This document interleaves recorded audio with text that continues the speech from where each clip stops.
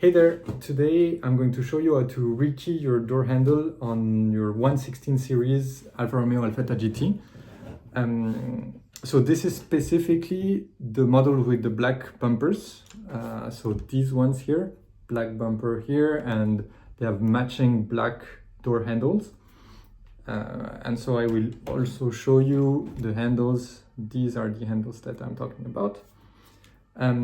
If you have an Alfetta with chrome door handles, so these ones here, chrome door handles and chrome bumper as well, so inox sometimes called like this, this might still be useful, but the lock mechanism is different on these generations, and so everything that we talk about today regarding the lock itself won't apply to these models.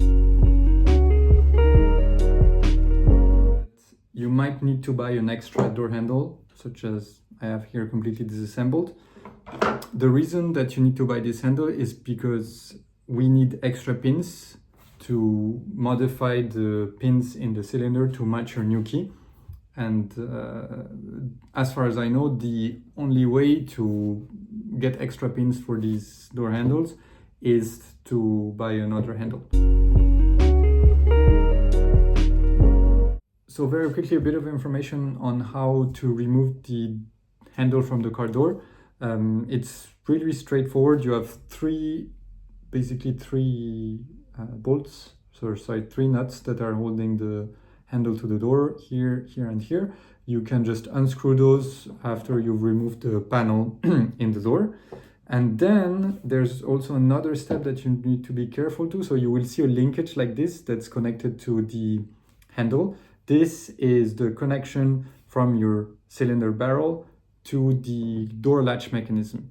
And so you need to, there's a small C-clip that's holding this onto, so I will show you, there's a small clip like this one, so a C-clip like this, there if it wants to focus. And so you need to remove this so that you can then pull out the handle from the door. The cylinder has pins on both sides. So this is the 1980s refresh, and so there is pins on this side and pins on that side. And there is one of these two sides that is completely against the handle, basically this kind of plastic trim here. So it sits like that. And so while you do have access to the pins on this side, the pins on that side here, completely inaccessible if this is still secured to the handle. So you need to remove this from this. And we need to modify this because there is practically no way to reattach this to the handle and so to the front plate without making the modification that we're going to make today. This mostly involves this front plate here.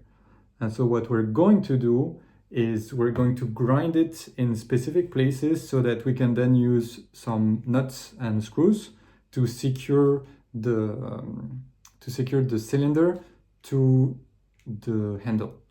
So to remove the lock from the handle, you will have to grind 3 pins.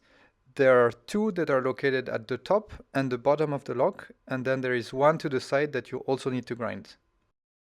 Once you're done with the grinding, you will be able to remove the lock from the back of the handle, and you should also be able to remove the front plate by pulling it from the front of the handle.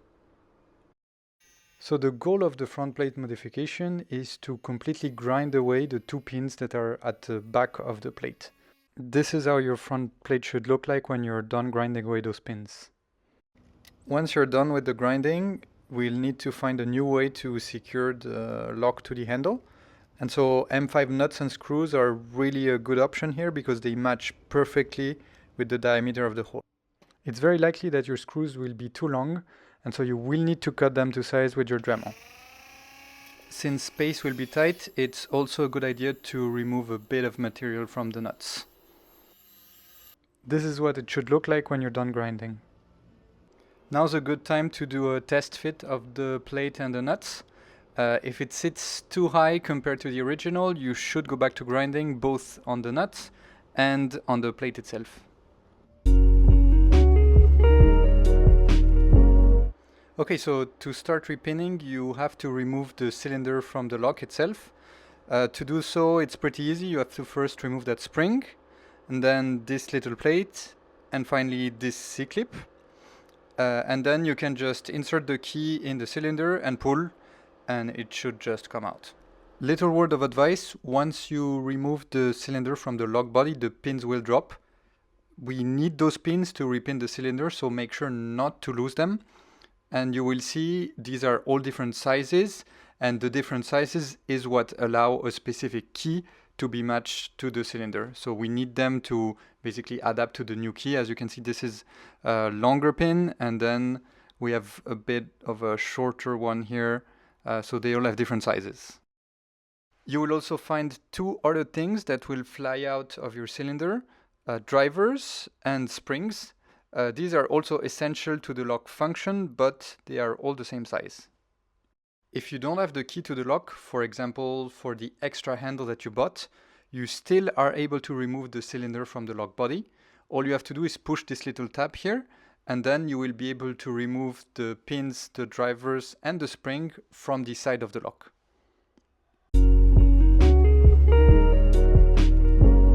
Let's match your new key to the cylinder.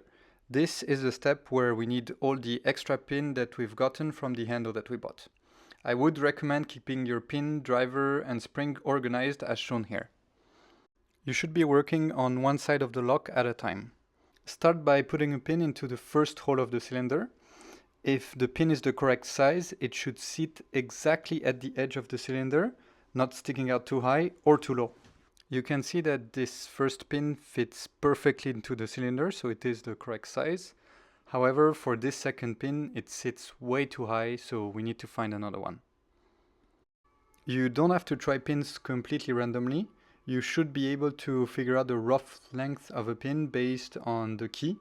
The deeper the groove in the key, the longer the pin should be. This is what your cylinder should look like once you've found all the correct pins for one side of the cylinder. Once you've done this on one side, you can remove the pins from the cylinder. However, you should keep track of their order based on the front of the cylinder, and then you can move on to the other side. Once you've found a pin for every hole in the cylinder, you're ready to put your lock back together. So put the cylinder back into the lock body, and then for each hole, you should put in this order, first your pin, then your driver, and finally your spring. It's totally normal for springs to sit outside of the lock like this once you put them in. However, this makes reassembly a little bit tricky, and so I would recommend using a pair of tweezers to compress the springs. This will allow you to basically push in this little locking tab here and not have to worry about the springs that you've already put in as you're assembling the lock.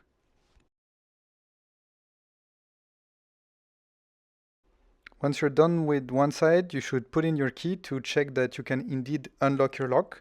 And if that does work, you can move on to the other side.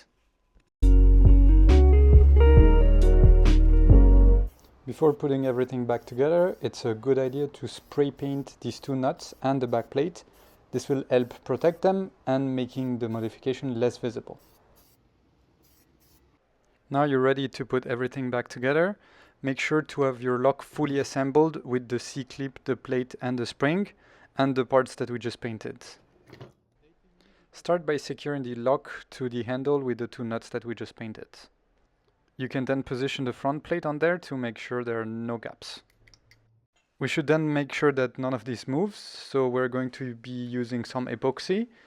We can place it on the two nuts that are securing the lock to the handle, and we can also place it on the leftover rivet of the front plate so that it doesn't move. And that's it. Once the epoxy is all dried, you can just put this back on your car, and as you can see, it's barely visible that we've modified it.